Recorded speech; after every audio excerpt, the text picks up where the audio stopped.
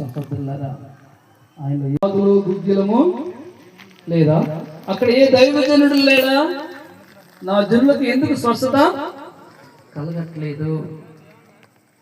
గిలాదులో గుగ్గిలో లేని దైవజనులు చాలా మంది లోకంలో ఉన్నారు సహోదరులారా.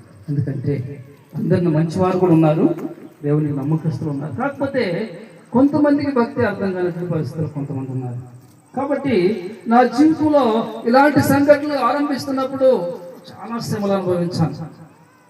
ఆలోచిస్తా ఉన్నాను, అసలు తీరడానికి ఒక దైవజనుడు మా ఆత్మీయ తండ్రి జగ్గేపేట నుంచి హైదరాబాద్కు రావడం జరిగినప్పుడు అన్నాడు, ఆయన దేవుడు నీతో మాట్లాడతాడు అన్నాడు. సహోదరుల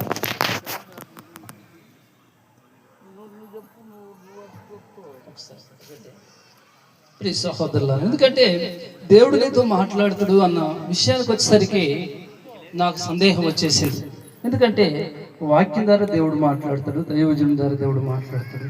ఇంకా దేవుడు మాట్లాడడం ఏంటంటే లేదు లేదు, దేవుడు దర్శనం ఇచ్చి దేవుడే నీ సమస్య పరిష్కారం చెప్పాలి.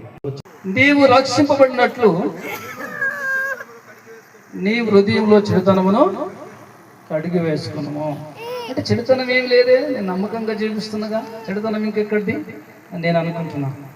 స్వరం వినిపిస్తా ఉంది. సహోదరులారా చూడండి, ఆశ్చర్యం అనిపించింది. ఎందుకంటే 15 సంవత్సరాల భక్తి జీవితంలో కొనసాగిన నా జీవితంలో రక్షణ లేకపోవడం ఏంటి అని చెప్పేసి ఆశ్చర్యం అనిపించింది. అప్పుడు వెంటనే సహోదరు మళ్ళా ప్రార్థన చేసినప్పుడు యెషయా గ్రంథము 43వ అధ్యాయం 25వ వచనం మధ్యరాత్రి స్వరం విన్నాను. సరే చదవండి. యెషయా గ్రంథము 43వ అధ్యాయము 25వ వచనం.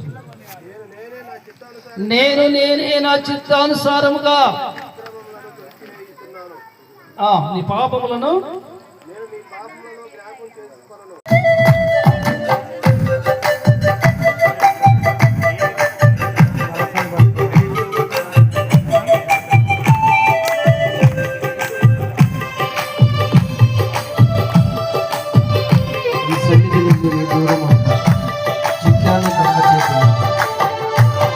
సన్నిధి నుండి దూరము